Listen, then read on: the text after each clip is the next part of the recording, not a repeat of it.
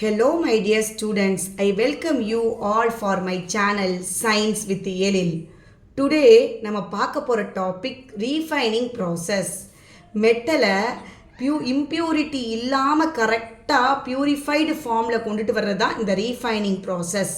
இந்த ரீஃபைனிங் ப்ராசஸில் இருந்து கண்டிப்பாக ஏதாவது ஒரு refining process public exam question பேப்பரில் வரும். ஸோ இந்த ரீஃபைனிங் ப்ராசஸை தரோவாக படிச்சுக்கணும். நிறைய ரீஃபைனிங் ப்ராசஸ் இருக்குது. நம்ம இன்னைக்கு பார்க்க போகிற ரீஃபைனிங் ப்ராசஸ் ஜோன் ரீஃபைனிங். இந்த மெத்தடு என்ன பிரின்சிபலை பேஸ் பண்ணி இருக்குன்னு சொன்னாலே ஒரு ஹாஃப் மார்க் கொடுத்துருவாங்க. அதனால தான் ஹைலைட் பண்ணி காமிச்சிருக்கேன். That is nothing but fractional crystallisation. இந்த ஜோன் ரீஃபைனிங் பண்ணுறதுக்கு ஒரு அட்மாஸ்பியர் நம்ம கொடுக்கணும். என்ன அட்மாஸ்பியரில் நம்ம இந்த ஜோன் ரீஃபைனிங் பண்ணணும்னா இனட் கேஸ் அட்மாஸ்பியரில். இனட் கேஸ்னால் நமக்கு தெரியும் group number 18 elements, that is helium, neon, argon, krypton, xenon, Radon. இந்த குரூப் நம்பர் 18 எலமெண்ட்ஸில் உள்ள அட்மாஸ்பியரை தான் கொடுக்கணும். ஏன் இனட் கேஸ் அட்மாஸ்பியரில் தான் இந்த ஜோன் ரீஃபைனிங் பண்ணணும்னா அப்பனா தான் நமக்கு பியூரிஃபை ஆகிற மெட்டல் ஆக்சிடேஷன் ஆகாமல் தடுக்க முடியும். ஆக்சிடேஷன் ஆனால் மறுபடியும் இம்ப்யூரிட்டி ஏறிக்கிறோம், மெட்டல் ஆக்சைடாக மாறி போயிடும். ஸோ அப்படி மாறக்கூடாது, நமக்கு பியூரிஃபைடு ஃபார்மில் மெட்டல் தான் வேணும். ஸோ இந்த ஆக்சிடேஷன் ஆகாமல் ப்ரிவெண்ட் பண்ணி தடுக்கிறதுக்காகத்தான் இனட் கேஸ் அட்மாஸ்பியரில் தான் அந்த ஜோன் ரீஃபைனிங்கை பண்ணணும். இப்படி எழுதியிருந்தீங்கன்னா இதுக்கு அரை மார்க் இருக்குது. சரி, யாரெல்லாம் இந்த ப்ராசஸில் நம்ம ரீஃபைன் பண்ணலாம், எந்த மாதிரி மெட்டலெல்லாம் ரீஃபைன் பண்ணலாம்? மெட்டல்ஸ் லைக் ஜெர்மானியம் GE, gallium GA, silicon SI, இது மாதிரி செமிகண்டக்டர்ஸ் மெட்டலை நம்ம இந்த ப்ராசஸ் மூலமாக ரீஃபைன் பண்ணிக்கலாம். ஸோ இங்கே நான் சொன்ன பாயிண்ட் புக்கில் லாஸ்ட்டாக இருக்கும். இனட் கேஸ் அட்மாஸ்பியரில் பண்ணணும், ஆக்சிடேஷனை ப்ரிவெண்ட் பண்ணுறதுக்கு செமிகண்டக்டர்ஸை தான் ரீஃபைன் பண்ண முடியும் அப்படின்லாம் சொல்லியிருப்பாங்க. இதை முதலே சொல்லிவிட்டு இதுக்கெல்லாம் ஒவ்வொன்றுக்கும் அரை மார்க் இருக்குது. சரி என்ன பண்ணணும்? இந்த ரீஃபைனிங் ப்ராசஸில் என்ன செய்ய போகிறோம் அப்படின்னா, எஸ், இந்த நம்ம இம்ப்யூர்டு மெட்டலை ஒரு ராட் ஃபார்மில் எடுத்துக்கணும். இங்கே இம்ப்யூர் மெட்டலை மெல்ட் பண்ண போகிறோம். அது மெல்ட் ஆகி அப்படியே உருகி கீழே வந்து விழுகும்போது சாலிடாக மாறி நமக்கு கிடைக்கும் பியூர் மெட்டல். ஸோ இம்ப்யூர் மெட்டலை ஹீட் பண்ணும்போது அங்கே உள்ள மெட்டல் மட்டும் உருகி கீழே விழுந்து சாலிடிஃபை ஆகி நமக்கு பியூரிஃபைடு ஃபார்மில் மெட்டல் கிடைக்கும். சரியா? சரி, அப்போ இம்ப்யூரிட்டி கீழே விழுகாதா உருகி அப்படின்னு கேட்டேன்னா விழுகாது. அது அந்த ராட்லேயே ஒட்டிக்கிட்டு இருக்கும். அதை எப்படின்றது தான் நான் உனக்கு சொல்ல போகிறேன். இப்போ நம்ம இம்ப்யூர் மெட்டல் லைக் செமிகண்டக்டர்ஸ் யார் வேணால் ஒரு இம்ப்யூர் மெட்டல் எடுத்துக்கிறோம். அந்த இம்ப்யூர் மெட்டலை ராட் ஃபார்மேட்டில் எடுக்கிறோம். ராட் ஃபார்மேட்டில் எடுத்து மொபைல் இண்டக்ஷன் ஹீட்டரை ஒரு எண்டில் நம்ம ஃபிட் பண்ணுறோம். இந்த இருக்குது ஒரு லிசன். இங்கே மொபைல் இண்டக்ஷன் ஹீட்டர் பாரு, impure metal is taken in the form of rod. ஒரு மொபைல் இண்டக்ஷன் ஹீட்டரை நம்ம ஃபிக்ஸ் பண்ணிடுறோம் ஒரு எண்டில். தென் இந்த எண்டில் இந்த மொபைல் இண்டக்ஷன் ஹீட்டர் என்ன பண்ணும்னா நமக்கு ஹீட்டை கொடுக்கும். இந்த பற்றியா, இந்த இம்ப்யூர் மெட்டலை ஒரு ராடு ஃபார்மேட்டில் எடுத்துகிட்டு வா தான் கொடுத்துருக்காங்க. இம்ப்யூர் மெட்டல் ராடு ஃபார்மேட்டில் இருக்குது. இந்த இம்ப்யூர் மெட்டலில் எனக்கு இம்ப்யூரிட்டி வரக்கூடாது, உருகி மெட்டல் மட்டும் எனக்கு பியூரிஃபைடு ஃபார்மில் கிடைக்கணும். ஸோ அது எப்படி? அதுக்கு தான் இங்கே இந்த இதுக்கு பற்றியா மொபைல் இண்டக்ஷன் ஹீட்டர்னு ஒரு ஹீட்டரை இந்த ராடோட ஒரு எண்டில் ஃபிக்ஸ் பண்ணிடுவோம். இந்த மொபைல் இண்டக்ஷன் ஹீட்டர் பார்த்தீங்கன்னா, மொபைல் அப்படின்ற வார்த்தையே உனக்கு புரிஞ்சிருக்கும். ஒரு இடத்துல இருக்காது, ஒரு எண்டில் வச்சோம்னா அப்படியே நகர்ந்து அடுத்த எண்டுக்கு போகும்.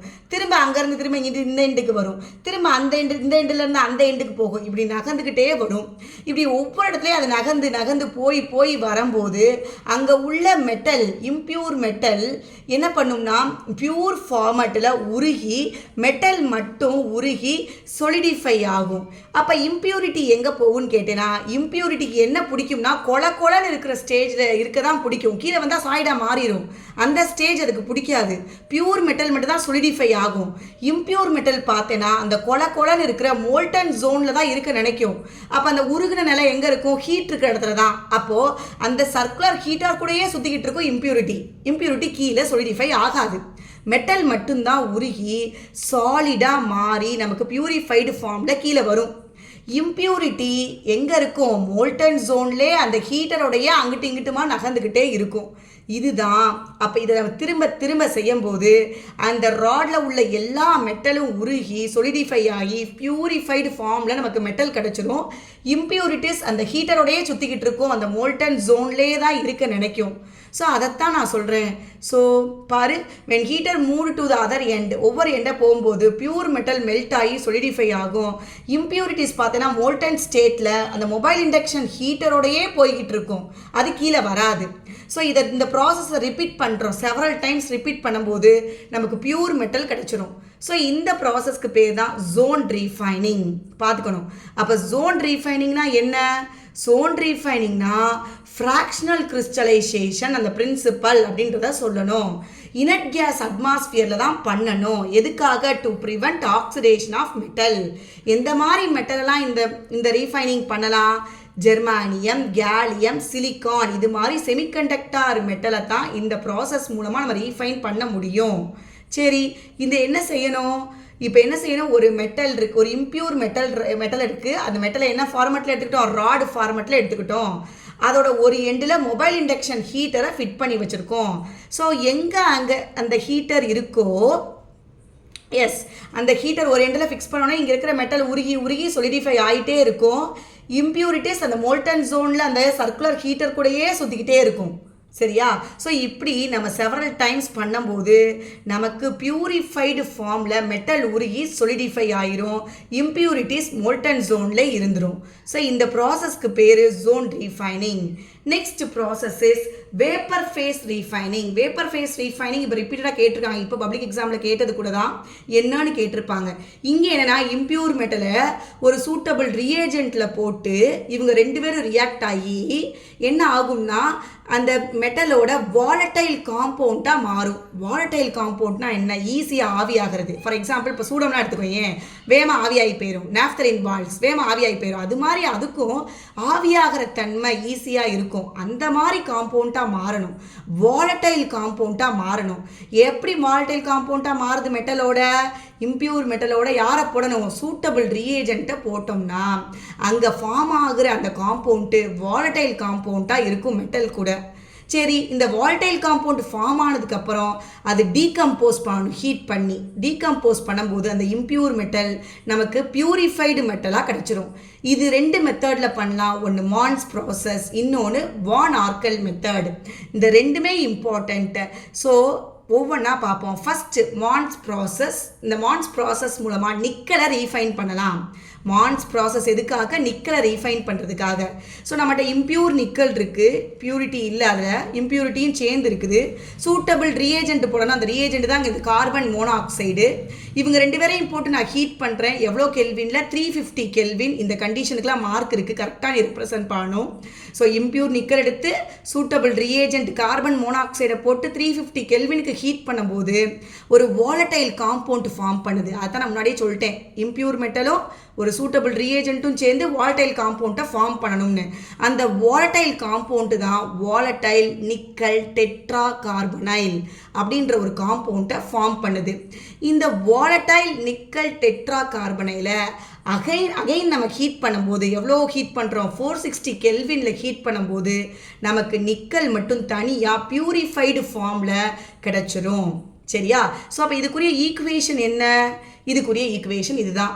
ஸோ நம்ம எடுத்துக்கிட்டது இம்ப்யூர் நிக்கல். சூட்டபிள் ரியேஜென்ட் யார்? Carbonyl, CO. சரி, எடுத்தாச்சு. எவ்வளோ கெல்வினில் ஹீட் பண்ணணும்? 360 கெல்வினில். ஸோ இவங்க ரெண்டு பேரும் சேர்ந்து ஒரு வாலட்டைல் காம்பவுண்டை ஃபார்ம் பண்ணும். அந்த காம்பவுண்டு தான் nickel tetra carbonyl. Formula will be NiCO 4 times. நான் எப்படி எழுதியிருக்கேன்? இந்த ஸ்கொயர் ப்ராக்கெட்டு, ஷார்ட் ப்ராக்கெட் இதே மாதிரி போட்டு தான் நீயும் எழுதணும். What's the name of this compound? Nickel tetra carbonyl. இதை மறுபடியும் எடுத்து நம்ம என்ன செய்கிறோம்? 460 கெல்வினுக்கு ஹீட் பண்ணும்போது டீகம்போஸ் ஆயிடுச்சு, பிரிஞ்சிருச்சு. நிக்கல் தனியாக, இந்த CO தனியாக பிரிஞ்சிருச்சு. ஸோ இப்படி கிடைச்ச இந்த நிக்கல் தான் பியூர் நிக்கல். நம்ம முதல் எடுத்தது இம்ப்யூர் நிக்கல். கீழே நீ எழுதினதெல்லாம் கவனிச்சுக்கணும். முதல் எடுத்தது இம்ப்யூர் நிக்கல், அதை சூட்டபிள் ரியேஜென்ட்டோட போட்டு வாலட்டைல் காம்பவுண்டாக மாத்திரம். That volatile compound is nothing but nickel tetra carbonyl. இதை 460 கெல்வினுக்கு ஹீட் பண்ணும்போது நிக்கல் தனியாக பிரிஞ்சிரும், இந்த CO தனியாக போயிடும். ஏன் இங்கே 4 போட்டிருக்கேன்? இங்கே 4 இருக்குது ப்ராடக்ட் சைடில் CO, அதை பேலன்ஸ் பண்ணுறது தான் இந்த 4. நிக்கல் ரியாக்டன் சைடும் ஒன்று தான் இருக்குது, ப்ராடக்ட் சைடும் ஒன்று தான் இருக்குது. So balanced. அதே தான் இங்கேயும்.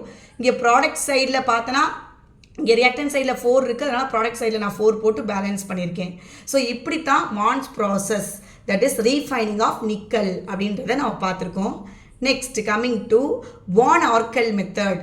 இது refining of zirconium or titanium, ரெண்டையுமே நம்ம இந்த மெத்தட் மூலமாக ரீஃபைன் பண்ணலாம். இது என்ன மெத்தட் மூலமாக நடக்குது? தெர்மல் டீகம்போஷன் அப்படின்னு நீ சொன்னாலே அரை மார்க் இருக்குது. ஸோ அதே மாதிரி தான் இம்ப்யூர் டைட்டேனியம் எடுத்துக்கணும். சூட்டபிள் ரியேஜென்ட் யார்? இங்கே அயோடினை போடணும். ஹீட் பண்ணுறோம் 550 கெல்வினில். ஸோ ஒரு வாலட்டைல் காம்பவுண்டை ஃபார்ம் பண்ணுது. அந்த வாலட்டைல் காம்பவுண்ட் யார்? Titanium tetra iodide. Again this titanium tetra iodide பார்த்தனா டீகம்போஸ் ஆகுது பியூர் டைட்டேனியமாக அட் 1800 கெல்வினில். ஸோ இதோட பேலன்ஸ்டு கெமிக்கல் ஈக்குவேஷன் என்ன? Impure titanium. இது ஃபஸ்ட்டு நம்ம எடுத்துக்கிறது இம்ப்யூர் டைட்டேனியம். நான் ரெப்ரசன்ட் பண்ணல, நீ பண்ணிடணும். Impure titanium. ஸோ இது சூட்டபிள் ரியேஜென்ட் அயோடினோட சேர்ந்து டைட்டேனியம் டெட்ரா அயோடைடை ஃபார்ம் பண்ணுது. இந்த டைட்டேனியம் டெட்ரா அயோடைடு மறுபடியும் 1800 கெல்வினில் ஹீட் பண்ணும்போது பியோர் டைட்டேனியம் கிடைக்குது. அயோடின் தனியாக வெளியில் போயிடும். ஸோ கீழே பேர் எழுதணும். இம்ப்யூர் டைட்டேனியம், இது பியோர் டைட்டேனியம், இந்த காம்பவுண்டுக்கு பேர் டைட்டேனியம் டெட்ரா அயோடைட். ஸோ இதெல்லாம் நீ ரெப்ரசன்ட் பண்ணியிருக்கணும். ஸோ இப்படித்தான் ஒரு பர்டிகுலர் டெம்பரேச்சரில் ஹீட் பண்ணும்போது டீகம்போஷன் ஆகி வாலட்டைல் காம்பவுண்டை ஃபார்ம் பண்ணி டீகம்போஸ் ஆகி பியோர் ஃபார்மெட்டில் மெட்டல் கிடைக்கும். இந்த ரீஃபைனிங் ப்ராசஸ்க்கு பேர் என்னது? This van Arkel method of டைட்டேனியத்தையும் ஜிர்கோனியத்தையும் நம்ம ரீஃபைன் பண்ணுறது. எக்ஸாமில் ஜிர்கோனியம் கேட்டால் நீ டைட்டேனியம் டிஐன்னு இருக்கிற இடத்துல இசட்டார்னு போட்டு எழுது போதும். So these are all the refining process. நம்ம இப்போ பார்த்தது என்னெல்லாம்? ஜோன் ரீஃபைனிங், மான்ஸ் ப்ராசஸ், தென் வான் ஆர்கல் மெத்தட். எஸ், உங்கள் எல்லாருக்கும் புரிஞ்சிருக்குன்னு நினைக்கிறேன். லைக் பண்ணுங்கள், ஷேர் பண்ணுங்கள், கமெண்ட் பண்ணுங்கள், சப்ஸ்கிரைப் பண்ணுங்கள். தேங்க்யூ.